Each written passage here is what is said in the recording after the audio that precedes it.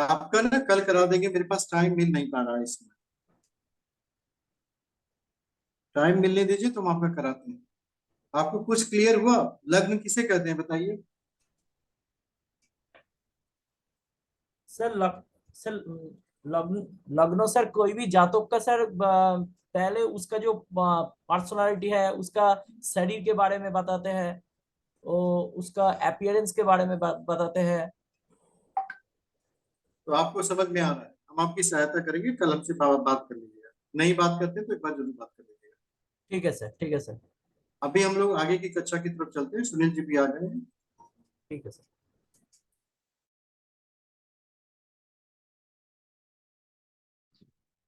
Sir, आप mute पे आपकी आवाज नहीं आ रही है। सर आप म्यूट है। सॉरी। हाँ।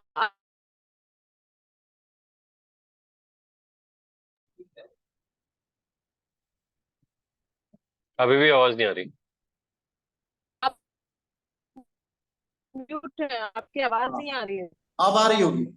अब आ मैंने रही है। लैपटॉप और मोबाइल दोनों को अटैच कर रखा है, इन म्यूट है, केस अगर laptop comment shut chat down पे लिख होता है। दीजिए। हाँ जी। हाँ जी, हाँ जी। इन केस अगर लैपटॉप शट डाउन होगा तो भी हम आप लोगों से बातचीत करेंगे, हम लोगों की कंटिन्यूअस क्लासेस हो जाएगी, बिकॉज बीच में डिस्टर्बेंस होने से दिक्कत आती है। हरिओम रवि जी, क्लास में आ जाइए। रवि जी अभी क्लास में आइए आप। तो उसमें होता क्या है कि जैसे ही थोड़ा सा फ्लो हो और डिस्टर्ब हो जाए तो उस फ्लो में आने में टाइम लगता है। Main is the flow. हम लोग जो है पहले हाउस को समझ चुके थे, अब हम लोगों का दूसरा हाउस जो वाणी का था, धन का था, अब कुटुंब है, हमारा परिवार है। ये जो वाणी कुटुंब परिवार ये बहुत बड़ी भूमिका निभाते हैं। और तीसरा हाउस है व्यक्ति का पराक्रम।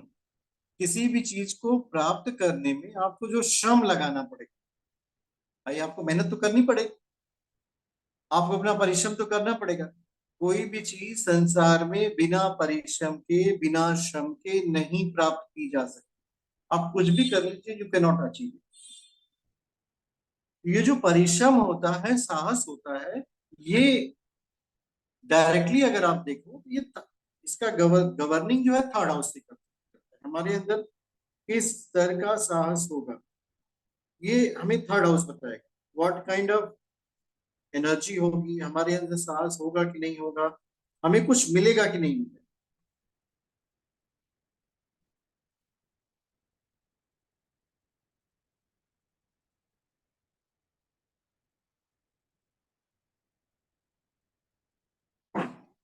ये थर्ड हाउस में आते हैं। तो थर्ड हाउस का व्यक्ति के जीवन में बहुत इंपॉर्टेंट रोल होता है। दूसरी बात हम बता रहे थे कि जो संबंधों में आता है तो थर्ड हाउस गवर्न करता है व्यक्ति के छोटे भाई बहन। अब इसमें छोटे भाई बहन जब हम लोग जाते हैं ना, तुम्हारे पास प्लैनेट्स आ जाते हैं। आपके चार्ट में मंगल की क्या कंडीशन है, आपके चार्ट में बुध की क्या कंडीशन है। कोई भी व्यक्ति जो बोलता है, जो कम्युनिकेशन होती है, जो बातचीत होती है, ये बुध की वजह से। जैसा आपके चार्ट में मरकरी होगा उसी स्तर का संप्रेषण आपका होगा। जो हम लोग बोलते हैं ना, what we talk, what we convey, what we say to someone, these all things has the correlation with mercury। आपका जो बुध है यही बताएगा। रिलेशनशिप में एक बहुत परफेक्शन, जैसे हमारे जीवन के जो संबंध होते हैं ना, वो भी प्लैनेट को स्ट्रांग और वीक करता है। तो हर व्यक्ति को करना क्या चाहिए विद सिस्टर्स एंड बुआ। अगर आपके संबंध बहुत अच्छे हैं तो इसका एक बहुत पॉजिटिव इम्पैक्ट आपके ऊपर ये पड़ेगा कि आपके चार्ट का जो बुध है वो बहुत स्ट्रांग रहेगा। बुध जब स्ट्रांग होता है तो व्यक्ति को बहुत तीव्रता से आगे बढ़ाता है। बुध व्यक्ति का वाणी का कौशल है कि हम क्या बोले, कैसे बोले, कब बोले और कहाँ बोले। आपकी वाणी का कौशल किस स्तर का है, यही व्यक्ति के जीवन स्तर को बताता है। सो अपनी वाणी के कौशल को हमेशा श्रेष्ठ बनाए रखना चाहिए। आप इन संबंधों को ठीक करिए, इवन इफ दे आर ठीक। आप उसकी स्ट्रेंथ को बढ़ाना चाहते हो, बढ़ाइए। थर्ड हाउस के बाद आता है फोर्थ हाउस। फोर्थ हाउस जो व्यक्ति का घर और मकान होता है, मम्मी होता है, माता। अब घर, मकान, वाहन, माता और मदर जो है मून है। जो कुंडली में चंद्रमा की स्थिति होती है वो व्यक्ति की मदर भी है, और चतुर्थ भाव का जो ओनर है वो भी मदर की स्थिति को बताता है। व्यक्ति के पास अपना घर होगा कि नहीं होगा, उसके माता से उसका कैसा संबंध होगा। जैसे सूर्य जो है व्यक्ति का पिता है और साथ ही साथ व्यक्ति की आत्मा है। चंद्रमा जब जो है व्यक्ति की मम्मी है और व्यक्ति का मन है। तो ये दोनों चीजें जो है व्यक्ति को बहुत इफेक्टिवली प्रभावित करती है। किसी भी जातक के जीवन में उसके मदर का रोल और चंद्रमा का रोल इग्नोर आप कर ही नहीं सकते। इसी वजह से देखिए जो राशियां हम लोग देखते हैं वो चंद्र राशि देखते हैं। किसी भी हॉरोस्कोप में चंद्रमा जिस राशि में बैठा होता है वही उस व्यक्ति की राशि होती है। मान लीजिए चंद्रमा है मेष में, व्यक्ति की मेष राशि। चंद्रमा है वृषभ के साथ, वृषभ राशि। तो इन राशियों के जो गुण धर्म होते हैं ना वो व्यक्ति की पर्सनालिटी में आते हैं। अब इसमें होता क्या है कि चतुर्थ भाव व्यक्ति का अपना हाउस है। अब चतुर्थ भाव से घर देख लिया आपने, मकान देख लिया, वाहन का सुख देख लिया, माता का देख लिया। इसके बाद जाएंगे क्या होगा, व्यक्ति का घर होगा, मकान होगा। इसके बाद व्यक्ति को आवश्यकता पड़ती है प्रेम, शिक्षा, संतान। ये तीनों जरूरतें बहुत ही प्रभावशाली है। आपके जीवन में प्रेम भी होना चाहिए, आपके जीवन में एजुकेशन भी होनी चाहिए। आपकी शिक्षा जो वो आपके जीवन में बहुत महत्वपूर्ण भूमिका निभाती है। आपके मित्र कैसे हैं, आपके पास धन कितना आएगा, आपके जीवन में पहुंच कहां तक हो सकती है, ये शिक्षा निर्धारित करती है। आपके पास कौन कौन सी सूचनाएं आपके मस्तिष्क में होंगी, यह भी मनुष्य की शिक्षा ही बताती है। अब प्रेम को ही देख लीजिए, बहुत सारे लोगों से आप मिलेंगे तो regarding love they are dissatisfied. उनको लगता है कि उनको जीवन में प्रेम मिला ही नहीं। अगर ये अनुभव करना चाहते हैं तो कोई आपका परम मित्र हो जिसकी उम्र 40, 45, 50 हो, 20, 25 को मत पूछिए, क्योंकि उसको लगता है there is a hope after some time that love is going to come in my life. So वहां डिससेटिस्फैक्शन होता है बिकॉज उनको प्रेम की मीनिंग नहीं पता। प्रेम देना होता है, प्रेम लेना नहीं होता। प्रेम का मतलब है कि आप ये देंगे, you have to give, you are not supposed to take. So इसका एस्पेक्ट जो है पंचम भाव का स्वामी, फिफ्थ हाउस का लॉर्ड। अगर स्पेसिफिकली आप जाएंगे तो शुक्र है, फिफ्थ हाउस का लॉर्ड नहीं है। अब शुक्र कैसे है, आप हमेशा इस बात को देखिएगा। किसी भी व्यक्ति की वाणी बाद में आपको प्रभावित करती है, पहले उसका शरीर आपको प्रभावित करता है। वो दिखता कैसा है, बोलता तो बात नहीं। जैसे ही आप अपीयरेंस पे जाते हो देन यू स्टार्ट टुवर्ड जो है कम्युनिकेट कैसे करता है, वो अपनी बातों को किस तरह दूसरों के सामने सामने रखने का प्रयास करता है। अब ये दो बातें होने के बाद क्या होता है, ये जब दो बातें होती है ना, यही दो बातें मनुष्य के जीवन में एक दूसरे से मिलाती है। मनुष्य जो है बात बात में ही मिलता है, बात बात में ही शत्रु बनता है। हमारा कोई शत्रु संसार में है तो इसका तात्पर्य है कि मैंने उससे बात की हो तभी हमारे अंदर शत्रुता हो। अगर हम बात ना करें तो शत्रुता हो सकती है। ये जो है कन्फर्मिटी आता है। व्यक्ति की प्रेम, शिक्षा, संतान पंचम भाव के स्वामी, और साथ ही साथ शुक्र। शुक्र जो है प्रेम का कारक। आपके जीवन में प्रेम कितना होगा ये शुक्र बताएगा। आपकी लुक अपीयरेंस कैसी है। किसी किसी के जीवन में बहुत प्रेम मिलता है, स्वयं योगेश्वर श्री कृष्ण को देखिए, 16,108, यहाँ एक मिलना मुश्किल हो जाता है मनुष्य के जीवन में। कारण क्या है? He is the God almighty, ईश्वर, योग की शक्ति है।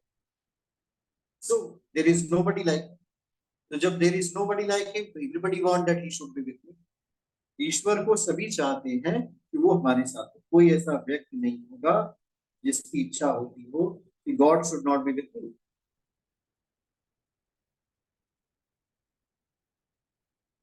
ऐसी परिस्थिति में ये संभव होता है ईश्वर आपके साथ रहे, ईश्वर आपके साथ रहेगा। तो प्रेम, शिक्षा और संतान, ये संतान का फैक्टर जो आता है ना, हमारी अगली जनरेशन कैसी हो, ये भी पंचम भाव में आता है। अब देखिए 1 से लेकर 5 तक चले होंगे, इसमें कोई नेगेटिव हाउस नहीं है।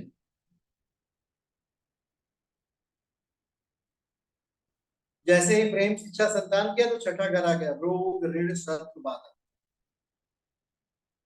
किसी भी व्यक्ति के जीवन में डिजीजेस, बीमारियां जो होती हैं, ये भी रोग है, बहुत बड़ी समस्या है हमारे जीवन में। कोई व्यक्ति नहीं चाहता कि बीमार हो।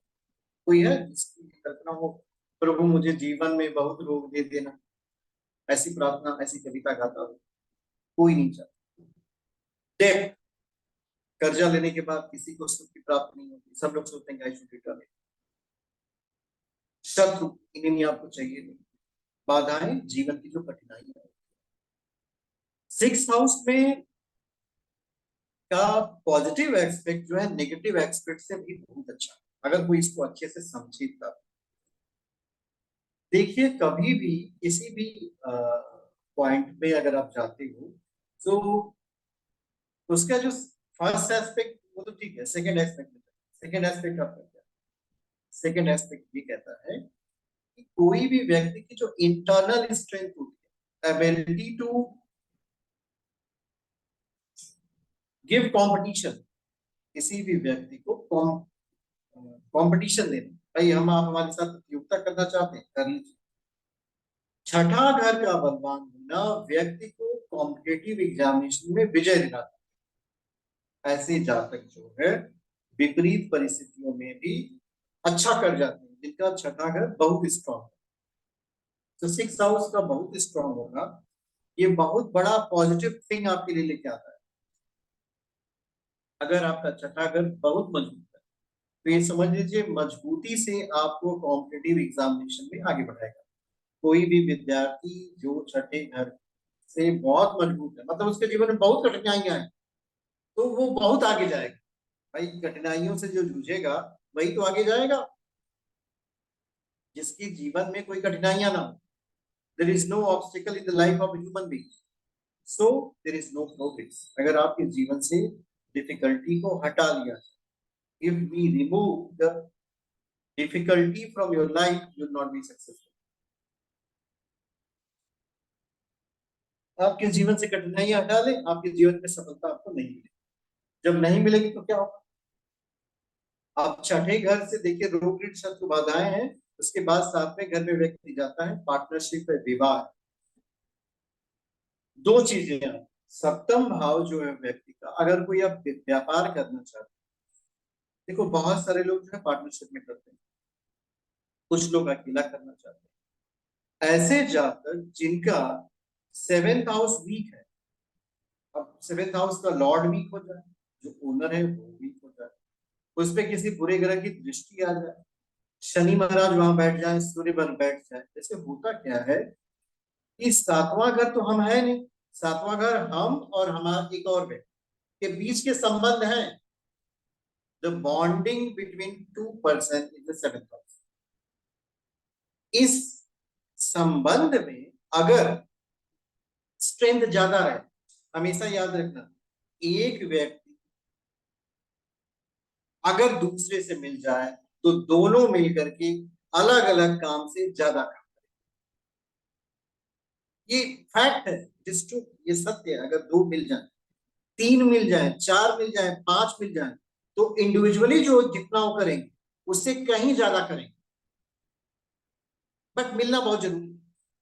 इसी वजह से देखिए गृहस्थ आश्रम बनाया गया, भाई 2 रहेंगे, इसके और भी एडवांटेज हम बताते हैं।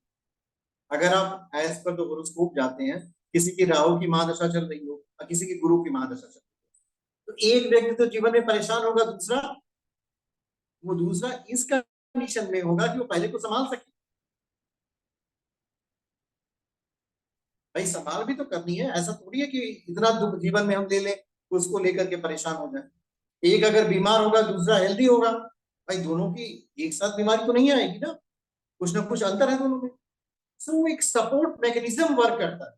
आप कभी देखिएगा, आप अगर बैठ करके दो लोग मिलकर के एक व्यक्ति से बात करें, so you will be always dominating on the one person, because दो मिले हुए हैं। और इसी कंडीशन में अगर जो अकेले आप बात करते हो दो लोगों से, सो दे विल बी डोमिनेटिंग। तो दैट्स व्हाई ये कहा जाता है कि जब भी हम नेगोशिएशन पे जाएं तो अपना एक दो मित्र लेके जाए, even if they are not talking, वो आपके लिए कुछ न करे, आपके साथ खड़ा भी रहे ना, यू विल हैव स्ट्रेंथ। जो हमारे अंदर की शक्ति होती है ना, वो दोनों की समन्वित शक्ति का रूप ले लेती है। इसी वजह से सेवेंथ हाउस इस पूरे चार्ट में आप देखेंगे बहुत महत्वपूर्ण भूमिका निभाता है। वैवाहिक जीवन किसी व्यक्ति का अगर पत्नी मिल जाए अच्छी तो बहुत अच्छा, और नहीं मिल जाए तो तब जीवन में अपार दुख की प्राप्ति होती है। कोई भी व्यक्ति जो जीवन में सुख की प्राप्ति करना चाहता है, उसकी पत्नी तो अच्छी होनी चाहिए। अब पत्नी अच्छी नहीं है तब क्या करेंगे आप? If wife is not good, your life has become hell. ये सत्य है भैया, पत्नी अगर अच्छी ना हो तो जीवन जो है नर्क के समान हो जाता है।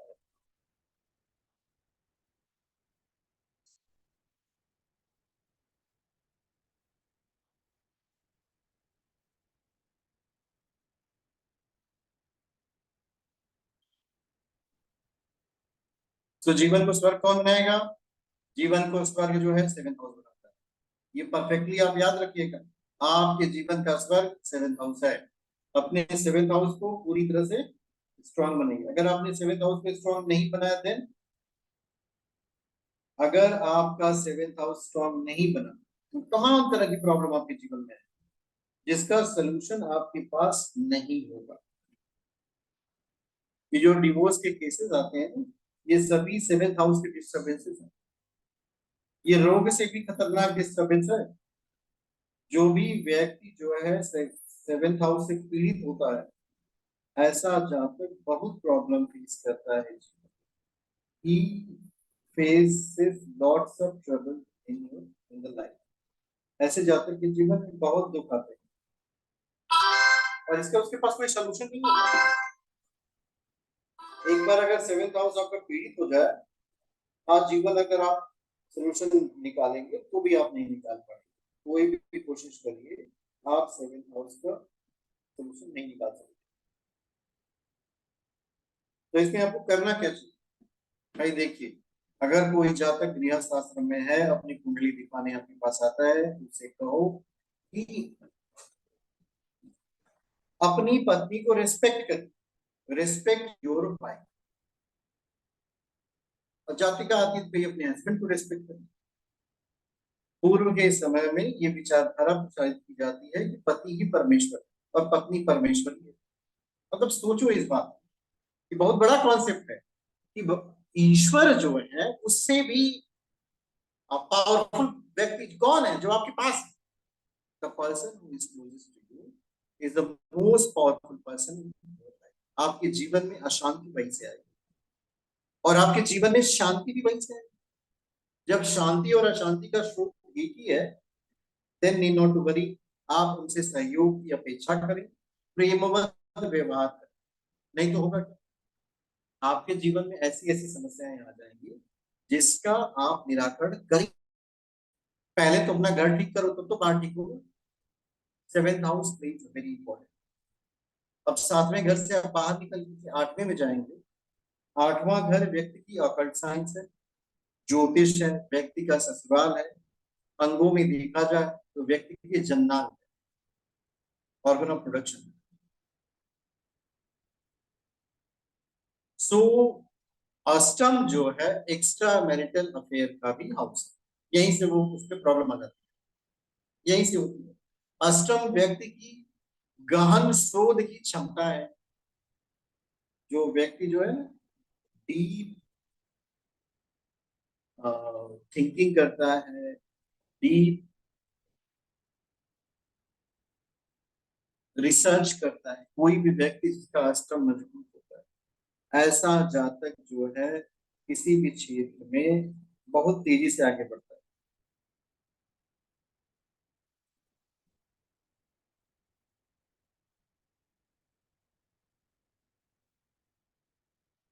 क्यों? क्योंकि वो हर विषय में अच्छा सोच सकता है। जब आप अच्छा सोचेंगे तभी आप अच्छा जीवन में करेंगे। मेन थिंग, अगर आप अच्छा सोच नहीं पाते, if you can not think positive,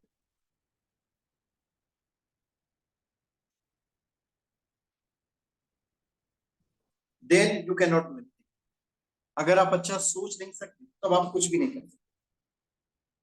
अष्टम में क्या होता है कि जो हमारा शरीर जो है लग्न में बना, देखिए शरीर के प्रति आसक्ति, हमेशा याद रखिएगा, मनुष्य को जो है सबसे ज्यादा नुकसान उसका अपना नेचर करता है। हमारे सनातन धर्म में वह स्वामी विवेकानंद की was in America, he was wearing a single cloth. जो सन्यासी होते हैं ना वो कपड़े को स्टिच करके नहीं करते, नीचे से ऊपर तक लपेट करते हैं। So one lady saw him, then she said he doesn't seem to be a gentleman. This was the remark. But she was not knowing that Swamiji also knows English. Generally, people think that these Swamis are sannyasis, they are not knowing any language. So Swamiji heard it carefully. Then Swamiji replied, in your country, tailor make a person gentleman. But in my country, character make a person gentleman. So, gentleman will be made by tailor. This is also one thought. And gentleman will be made by character. व्यक्ति जो है महान सुंदर कैसे बनेगा? जब वो अच्छे वस्त्र पहन लेगा। एक ये विचारधारा है। दूसरी ये कहती है नहीं, अगर व्यक्ति चरित्रवान है तो वो महान। ये जो जिस पॉइंट को कैरेक्टर कहते हैं ना, वो उसको हमेशा समझिएगा, that is related to the physical relation of the human, यही है। और बाकी जितने चीजें सब लेफ्ट और राइट है। जिसको हम लोग चरित्रवान कहते हैं, वो झूठ बोलने को नहीं है, वो क्रोध को नहीं है, वो सिर्फ काम ही है। और इस पर जिस व्यक्ति ने नियंत्रण पा लिया, समझ लो उसे जगत में कुछ और पाने की आवश्यकता ही नहीं। Everything will be under his control. अगर उस व्यक्ति ने अपने काम को नियंत्रित कर लिया। और अष्टम जो है काम का नियंत्रण है नहीं है, यही एक समस्या है अष्टम के साथ। अष्टम जो है व्यक्ति को फिजिकल डिजायर बढ़ाते हुए कहीं और लेके चला जाता है। इसी को आप कह सकते हो हिडन रिलेशनशिप। व्यक्ति जो है छुप करके संबंध बनाता है। और अभी आजकल के युग में ओपनली लिविंग इन रिलेशनशिप। अष्टम भाव व्यक्ति के लिव इन रिलेशनशिप के भी पॉइंट्स को बताएगा कि व्यक्ति लिव इन रिलेशनशिप में जाएगा कि नहीं जाएगा।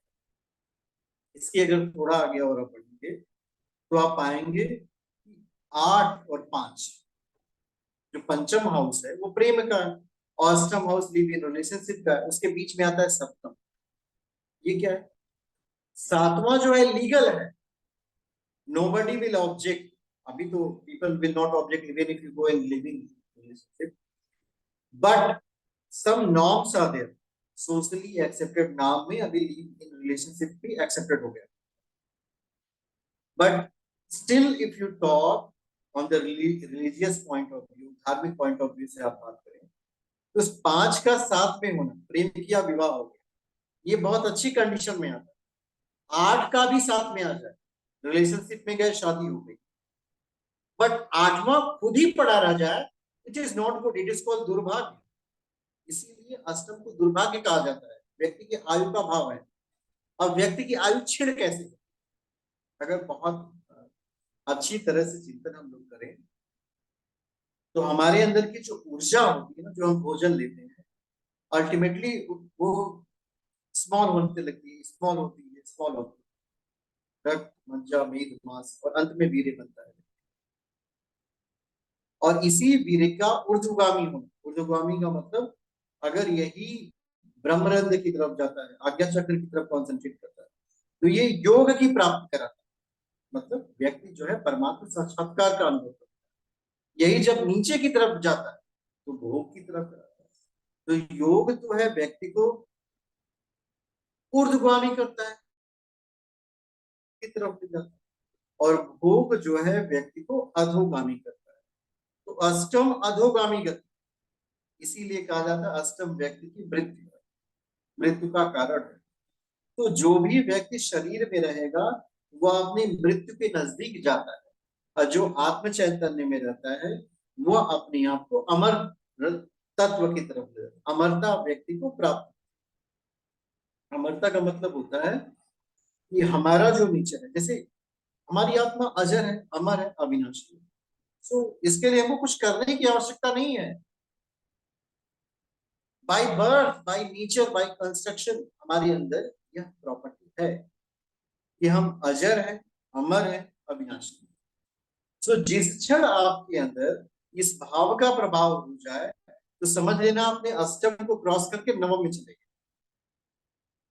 नौवां धर्म का भाव इसीलिए कहा जाता है। धार्मिक व्यक्ति धर्म क्यों करेगा भाई? आप ऐसे सोचो, दिन भर आपने कमाया और फिर आपकी इच्छा यह हुई कि हम चलते हैं, सारे पैसों का तो नहीं तो कुछ रुपए की पूरी सब्जी बनवा करके सड़क पे बांट देते हैं। बताइए, इतनी परिश्रम से की गई कमाई आपने सड़क पे बांट दी। पर अगर उस व्यक्ति से पूछा जाए कि भाई आपने ऐसा क्यों किया, तो कहेगा भाई मुझे धर्म का थोड़ा तो काम करना पड़ेगा। धर्म का कार्य करने का मतलब क्या हुआ? अपनी जीवात्मा के प्रति कार्य होता है, अपनी आत्मा के प्रति कार्य। जिस काम को करने से हमारी आत्मा मजबूत होती है वही है धार्मिक कार्य, और जिस काम के करने से हमारा शरीर मजबूत होता है वो सब अधर्म में आता है। कुछ भी देख लीजिए आप, जिसको आपको ऐसा लगता हो कि शरीर को सुख की प्राप्ति होती है, वो सब अधर्म है, वो सब आपको नरक में ले जाएगा। इसीलिए संत कहते हैं ना, काम क्रोध मद लोभ तीन नरक के पथ। तो अष्टम जो है नरक के पथ में ले जाता है, और नवम जो है मुक्ति का मार्ग है। नवम में धर्म है, दान है, तीर्थ यात्रा है। अब मनुष्य का भाग्य भी नवम है। देखिए बहुत अच्छी तरह से ये बात समझाई गई है। भाग्य का मतलब होता है good thing coming in the life for which you have already done some action. ये हमेशा याद रखिएगा। भाग्य का मतलब होता है वो सारी उपलब्धियां जिनको आने से आपके जीवन में सुख की प्राप्ति होती है, जिसका काम आपने बहुत पहले कर रखा है। कभी भी कोई व्यक्ति यह समझने का प्रयास न करे कि भाग्य का मतलब होता है बिना कुछ किए प्राप्त होना, ये नहीं होता। आपको नहीं पता होगा हम लोगों ने इस संसार में कितने जन्म लिए और किन किन जन्मों के कौन कौन से कर्म का फल हमें अभी तक नहीं प्राप्त हुआ। तो जिन जिन जन्मों के जो जो फल हमें नहीं प्राप्त हुए वो सब हमारे नवम में स्टोर्ड है। नाइन्थ हाउस जो है भाग्य वाला जो भाव है, उन स्टोर्ड कर्मों की रिकवरी का, जैसे होता नहीं कि mister A has done insurance and after something happened with him, then the insurance amount will be received by the family. So same way previous birth में आपने ऑलरेडी पॉलिसी डिपॉजिट कर दी है बट आपको रिटर्न नहीं मिला। सो इस birth में बहुत बड़ी, इसमें भी देखिए चीजें होती है जो समझ में नहीं आती। मनुष्य को कर्म का फल कब मिलेगा, कब हमको प्राप्त होगा, ये बहुत बड़ा प्रश्न हो जाता है। इस जन्मों के कर्मों कुछ के फल तो तुरंत तुरंत मिलते हैं, एट वंस तुरंत मिलेगा, एक भी सेकंड नहीं लगेगा तो तुरंत मिल जाएगा। कुछ ऐसे कर्म है जिसका फल तुरंत मिलेगा। कौन कौन से ऐसे कर्म?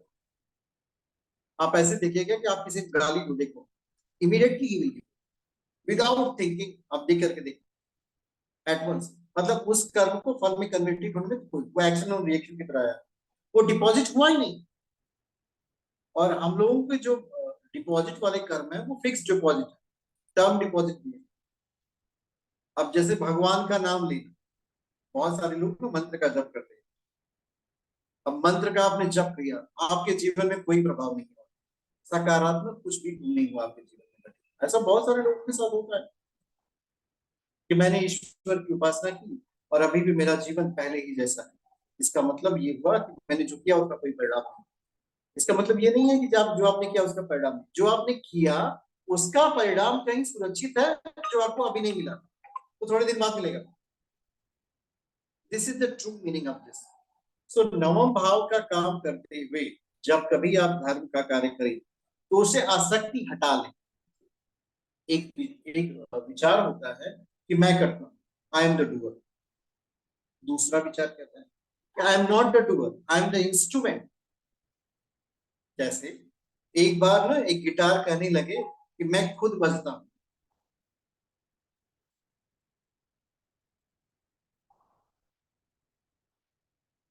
क्या ये सत्य है? गिटार कभी खुद बज सकता है? उसमें एक बजाने वाला चाहिए। ढोलक कभी खुद बजेगी? नहीं बजेगी। कुछ लोग कह देंगे नहीं नहीं, म्यूजिक सिस्टम आज के बहुत सारे आए हुए हैं, उसमें ना हम एक चिप डाल देंगे, वो बजना शुरू कर देगा। तो चिप में पहले से हमने डाला है तब तो बजेगा।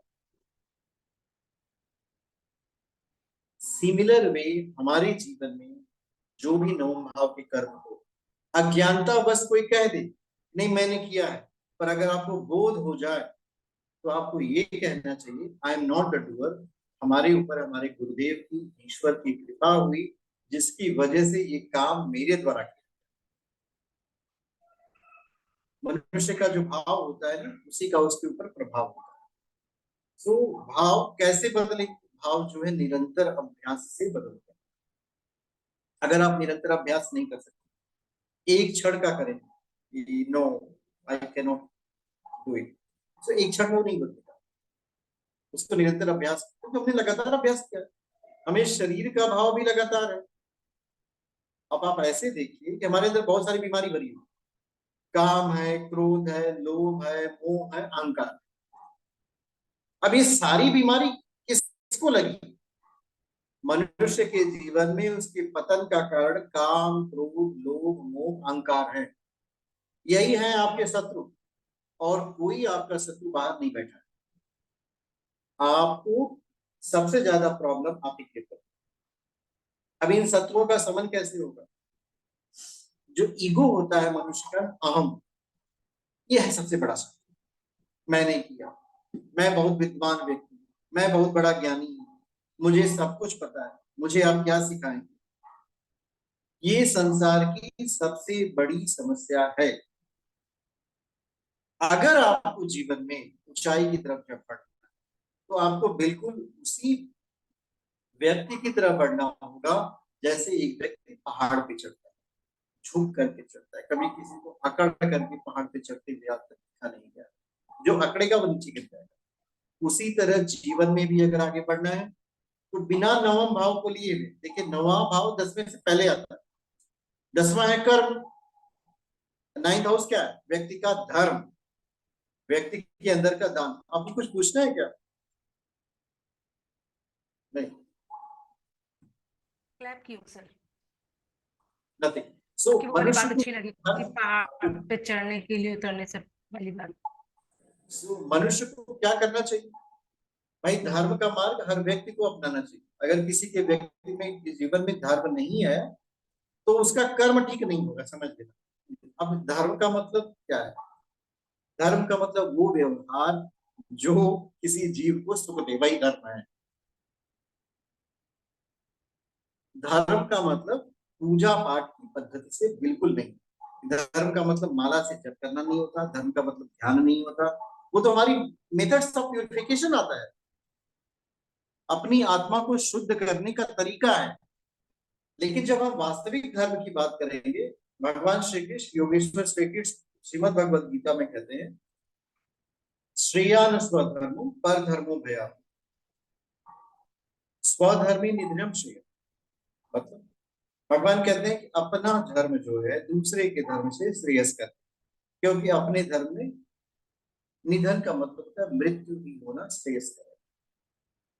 इन दोनों चीजों को अगर अलग अलग करके समझेंगे अपना धर्म मतलब श्रेयान स्वधर्म, परधर्म। अपना धर्म का मतलब हमारी आत्मा का धर्म, और परधर्म का मतलब हमारे शरीर का धर्म। जैसे हम अगर इन दोनों चीजों को अलग करने में सक्षम हो जाए कि आत्मा अलग है, शरीर अलग है, जो दिख रहा है वो शरीर है, जो बोल रहा है वो आत्मा, जो अनुभव हो रहा है जिसकी वजह से ये शरीर बोल रहा है, चल रहा है, हिल रहा है, डूल रहा है, वो चेतना है, उसका अस्तित्व बिल्कुल शरीर से अलग है। और दोनों में कोई एकता नहीं है, they both are different from each other. This is very important to understand. हम जिसको देख रहे हैं उसकी पावर बहुत कम, और जो हमें देखने में देखता कौन है? बहुत अजीब सा प्रश्न लॉजिक में आता है। इन आंखों से देखता कौन है, इन कानों से सुनता कौन है, और एक मुख से बोलता कौन है? तो ये जो कौन है यही है जीवात्मा। भाई आंख से कौन देख रहा है? लोग कहेंगे हम ही तो देख रहे हैं, शरीर नहीं देख रहा है। इस शरीर में बैठी हुई जो जीवात्मा है वही देख रही है। कान नहीं सुन रहा है, मुख जो है नहीं बोल रहा है, जीवात्मा बोल रही है, मुझसे आवाज आ रही है। जिस क्षण वो जीवात्मा इस शरीर से बाहर निकल जाएगी, इस शरीर का कोई मूल्य नहीं। अनमोल तो जीवात्मा भाई, अजर है, अमर है, अविनाशी है, प्रेम स्वरूप है, आनंद स्वरूप है। अब होता क्या है, अज्ञान, इग्नोरेंस जिसको कहते हैं, ज्ञान का अभाव। भाई हमें ये जानकारी नहीं है कि हम जो है जीवात्मा है, हम जो है परम पिता परमात्मा की संतान है। जो क्षमताएं ईश्वर में विद्यमान है वो सभी संभावनाएं हमारे अंदर, वो सब कुछ हम कर सकते हैं जो ईश्वर कर सकते हैं, बिकॉज हम परमात्मा के राजकुमार। सो ये संभावना उस व्यक्ति के अंदर आएगी कहां से? ये बहुत बड़ा प्रश्न जाता है। कुंडली के कौन से भाव में जागृत करने से व्यक्ति जो है जीवात्मा की तरफ जाना शुरू करेगा और इसके अंदर की अनंत क्षमताएं विकसित, वो सिर्फ और सिर्फ नवम भाव। बिना नवम भाव के जागृति के आपका दसम भी नहीं होगा। जो हमारे जीवन के कर्म होते हैं ना, वो भी हमारी सोच से ही प्रेरित होते हैं। हमारी जो थिंकिंग होती है, एक ही काम दो लोग करेंगे, दोनों को अलग अलग परिणाम मिलेगा। ये डिपेंड करता है कि दोनों की सोच कैसी है।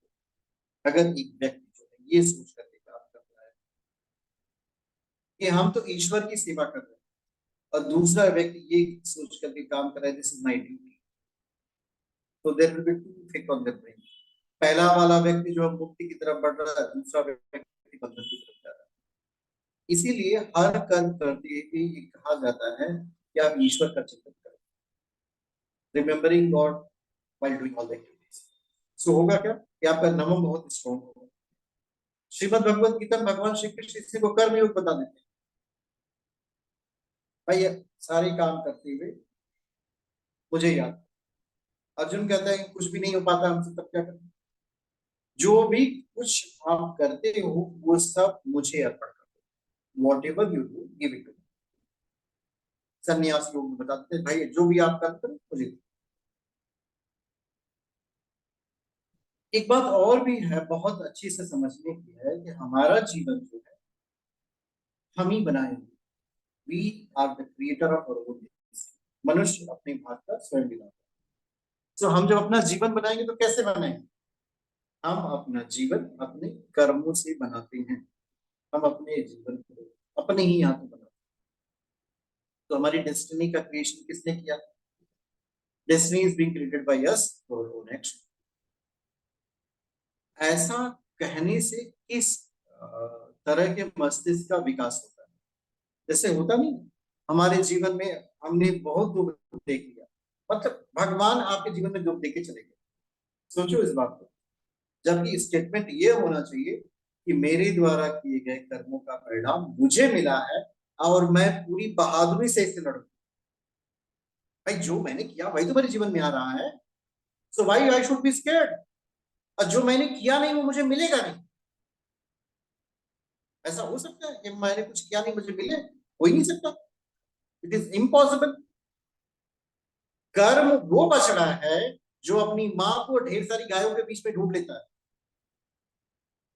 जैसे एक बछड़े को छोड़ दीजिए और उसी तरह गाय ढेर सारी बांध दीजिए, बछड़ा अपनी मम्मी को ढूंढ लेगा। ठीक उसी तरह आपके द्वारा किए गए कर्म भी आपको ही ढूंढेंगे। तो जब कर्म का फल आपके जीवन में दुख के रूप में आ रहा है, निराशा के रूप में आ रहा है, हताशा के रूप में आ रहा है, पूरी बहादुरी से लड़ो। ईश्वर से कभी ये प्रार्थना मत करना, हे प्रभु मेरे जीवन में दुख मत देना। ईश्वर से हमेशा यही प्रार्थना करना, मेरे अंदर जीवन में जितने दुख है सब दे डालो, मेरी क्षमताएं इतनी बढ़ा देना कि मैं लड़ सकूं। भाई प्रॉब्लम है, हमें कोई दिक्कत नहीं है, I should be able to face.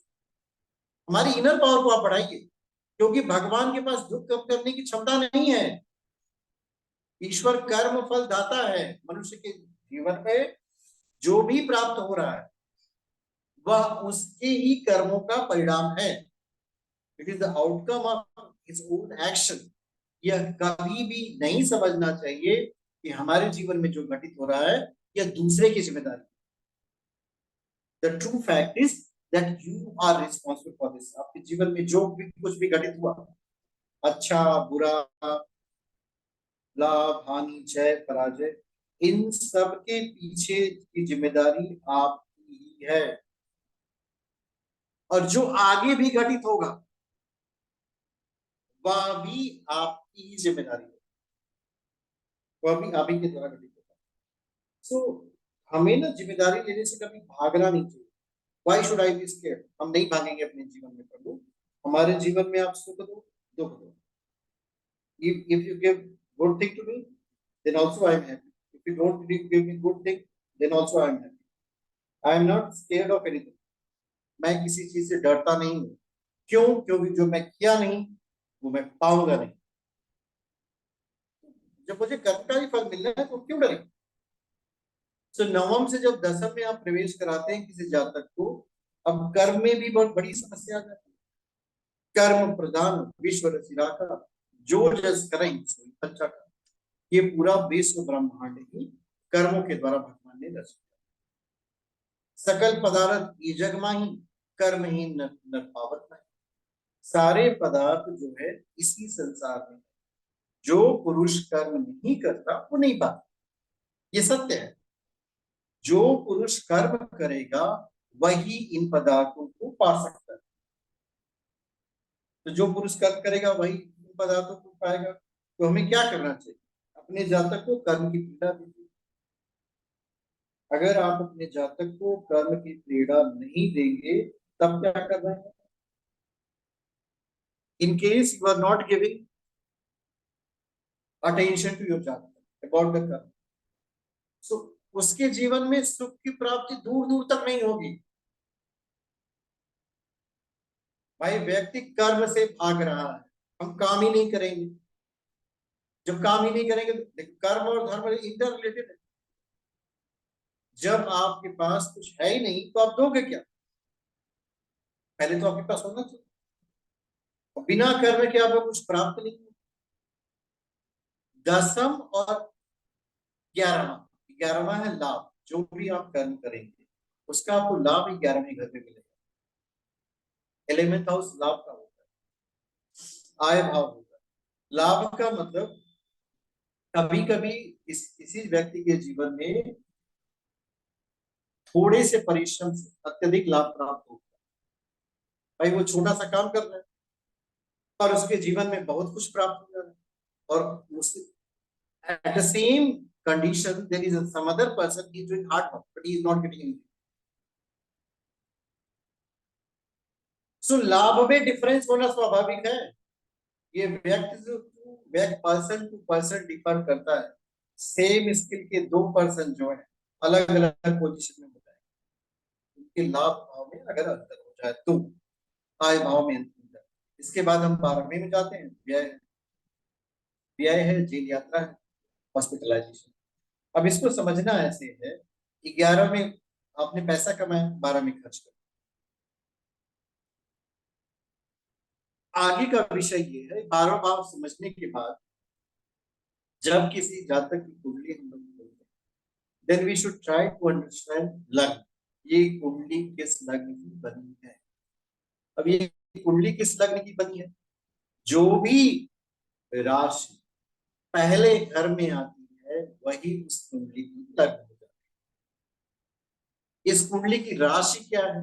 चंद्रमा जन्म के समय जिस राशि में बैठा हो वही उस व्यक्ति की राशि। थोड़ा सा और आगे बढ़ते हैं। आगे बढ़ने के बाद लग्न और राशि के बाद आपको फोकस करना है नवम भाव के स्वामी, जिसको हम लोग बोल रहे थे धर्म है, भाग्य है। किसी भी जातक की कुंडली में जैसे हम जनरली क्या करते हैं, पूछते हैं आप क्या करते हैं, तो व्यक्ति कोई ना कोई काम करता होगा, पूजा पाठ करते क्या है, दिनचर्या क्या है। अब दिनचर्या पूछने के पीछे क्या था? क्या वो ऐसे विचारों का पोषण कर रहा है जिसकी वजह से उसके जीवन में धर्म भाव बढ़े? अगर नहीं कर रहा है तो हम क्या करें? डायरेक्टली किसी से व्यक्ति कहिए ना आप अमरनाथ यात्रा पे चले जाओ, अमरनाथ यात्रा पे वो डायरेक्टली नहीं जा पाएगा। सबसे पहले उसको अपने घर से निकालिए, 2-4 दिन शिव जी के मंदिर भेजिए, फिर उसके अंदर भक्ति भाव जागृत, तब वो कहेगा नहीं नहीं मुझे उस शिवलिंग के दर्शन करने हैं जो आइस का बनता है, नेचुरली बना, मुझे वहां जाना, अमरनाथ गुफा में जाकर के दर्शन करना। और नहीं तो क्या होगा? नहीं तो वो जाएगा ही नहीं। तो उसी तरह अगर नवम भाव को देखिए और उसकी दिनचर्या को देखिए, what kind of lifestyle he is having. अगर वह व्यक्ति हनुमान चालीसा का पाठ नहीं करता, ओम नमः शिवाय का जप नहीं करता, ओम नमो भगवती वासुदेवाय का जप नहीं करता, गायत्री मंत्र का जप नहीं करता, तो कोई ना कोई मंत्र उसको दीजिए, भाई इस मंत्र का आप रोज सुबह उठ करके जप किया। प्रिडिक्शन तो बाद में करेंगे हम, पहले आप अपने जीवन में धर्म को धारण करिए, जप को धारण करिए। देखिए जो अनावश्यक चीजें हैं वो अपने आप करेगा। वो आपसे नहीं सलाह लेगा पिज्जा खाना है, बर्गर खाना है, मोमो खाना है, रेस्टोरेंट में जाना है, these things they are not going to ask. वो अपने आप कर रहा है। तो जो अपने से नहीं हो रहा है वो हमें सजेस्ट करना है, आप सुबह उठिए, ये करिए। लाइफस्टाइल चेंजेस में महत्वपूर्ण भूमिका होती है व्यक्ति का ब्रह्म मुहूर्त में उठना, early to bed early to rise, healthy wealthy and mind, ये तो बहुत पहले सिखाया जाता है। 4 या 5 बजे जागरण कराई दीजिए व्यक्ति का।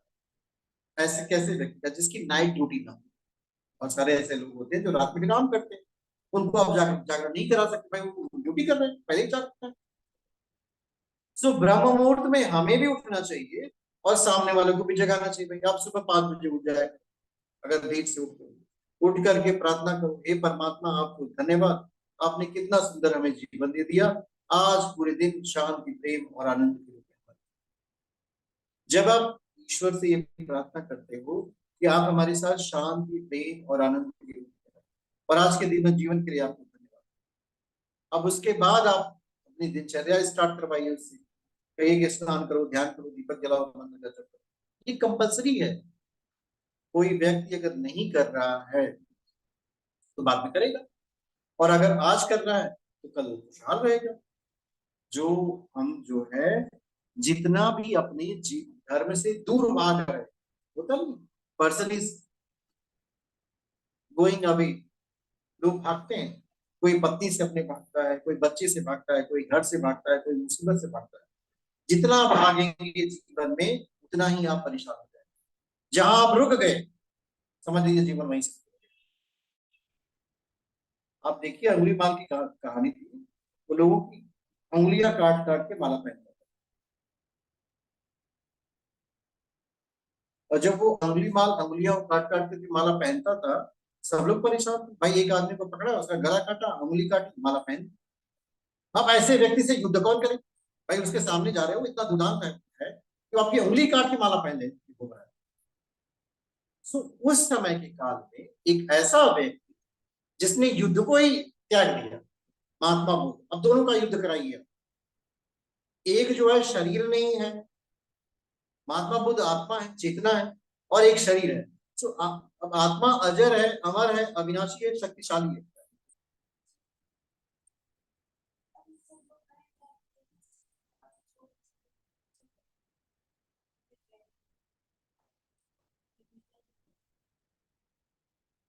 सो जो अविनाशी है, जो अजर है, बुद्ध ने सिर्फ एक ही प्रश्न किया है अंगुलीमाल से। बुद्ध जब जाते हैं तो अंगुलीमाल कहता है,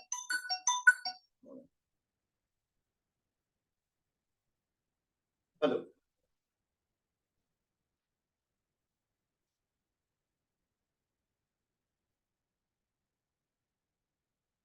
मुझे थोड़ा समय दीजिए, तो फिर मेरी क्लास में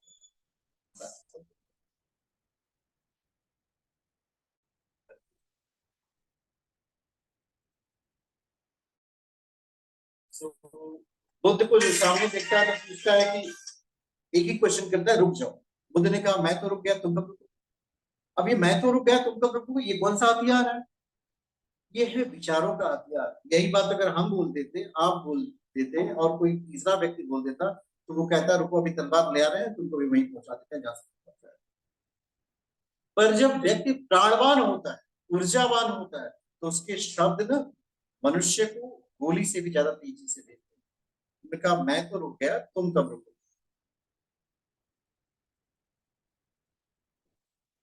उसको एक बहुत बड़ी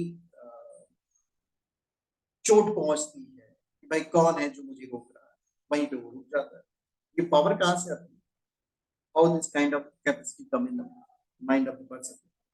मानसिक शक्तियां जो है मनुष्य को जप के माध्यम से ही प्राप्त होती है, ध्यान के माध्यम से प्राप्त होती है, और कोई तरीका नहीं।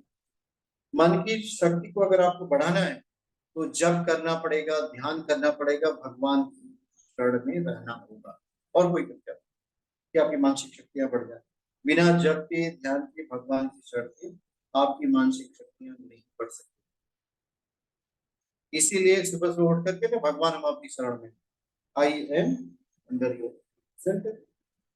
जो व्यक्ति अपने को ईश्वर की शरण में मानता है तो सारे व्यक्ति, कोई मानता ही नहीं, उस पर ईश्वरी चेतना का भी प्रभाव होता है, और उस चैतन्य के प्रभाव से उसके जीवन में सुख की प्राप्ति होती है। तो अगर कोई पूछे भाई कुंडली में सुख की प्राप्ति कौन से भाव से होती है, तो न दूसरे भाव से होती है, न तीसरे, चौथे, पांचवें। प्रेम भाव में भी सुख नहीं मिलता।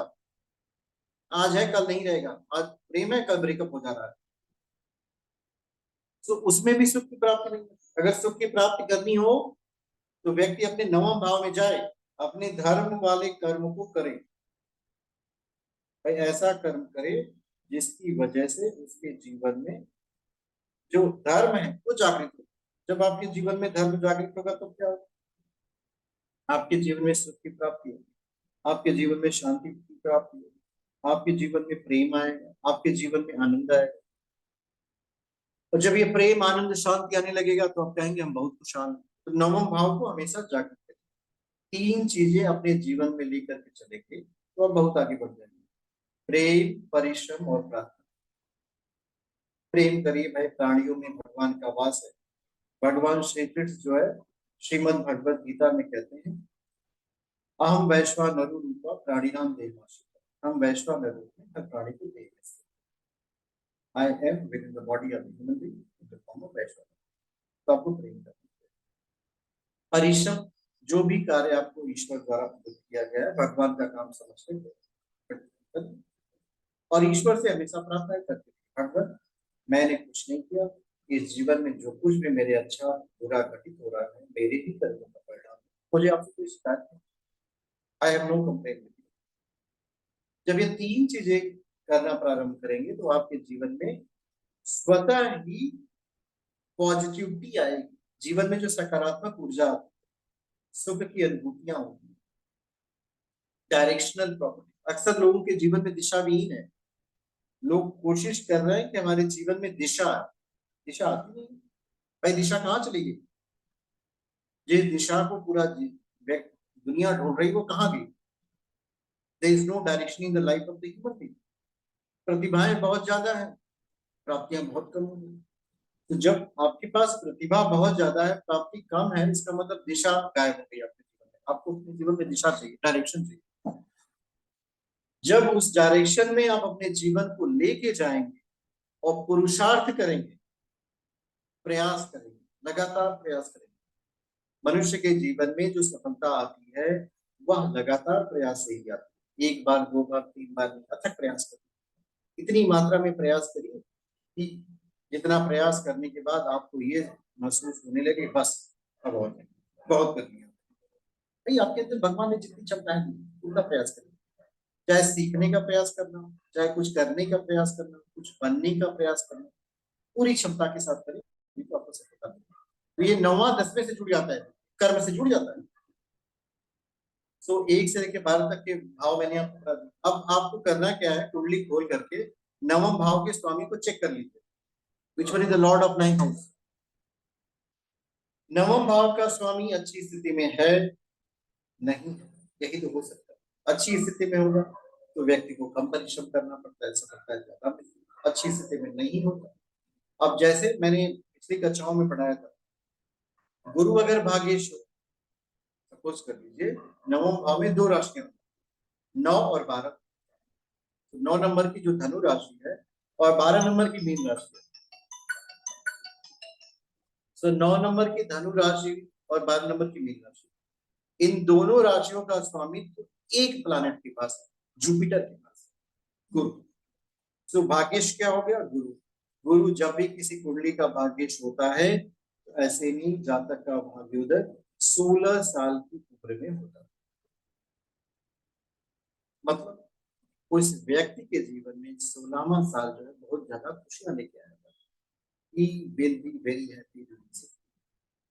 और यही भाव अगर 9वें भाव में 10 नंबर और 11 नंबर मकर और कुंभ राशि आ जाए तो मकर और कुंभ राशि का जो स्वामी होता है वो शनि होता है। हेलो,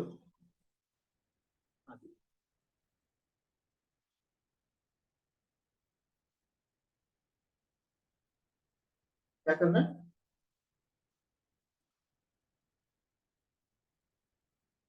व्हाट्सएप कर दीजिए,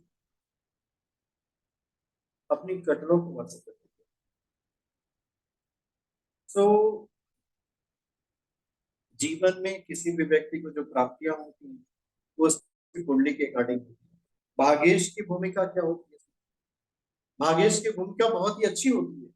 भाग्योदय जल्दी हो जाए, उत्साह ज्यादा बढ़ा दे, देर से होगा तो हर काम देर से होगा। अगर शनि भाग्येश हो जाए तो अच्छी कंडीशन में होने पे, शनि भाग्येश होने में व्यक्ति के जीवन में 36 साल की उम्र में उसका भाग्योदय होता है, एट द एज ऑफ 36।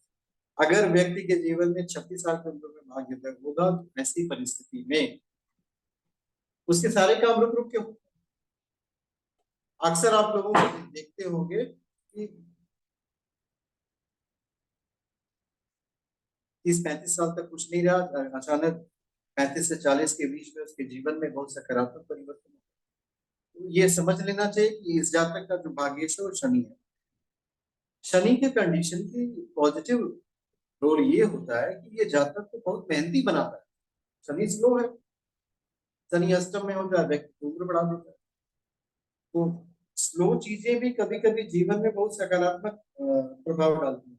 अगर आपके जीवन में बहुत सारी चीजें स्लो हो जाए, आपकी लाइफ स्लो हो जाए, उम्र बढ़ी रहेगी, और इनकम स्लो हो जाए तो चिंताएं बढ़ जाएंगी। इनकम का स्लो होना तो बहुत अच्छा नहीं, इनकम को फास्ट होनी चाहिए। जो कंसिस्टेंसी होती है, हार्ड वर्क होता है, ये शनि बढ़ाता है। शनि का पॉजिटिव रोल ये है। शनि विच्छेद कारक ग्रह है, जिसको देख लेगा वहां से रिटैचमेंट करा देगा, तो ये नेगेटिव एस्पेक्ट हो जाता है। तो 9वें भाव को देख लीजिए। आज के लिए इतना ही। कोई प्रश्न हो तो पूछ लीजिए, 10 मिनट में क्लास कराएंगे।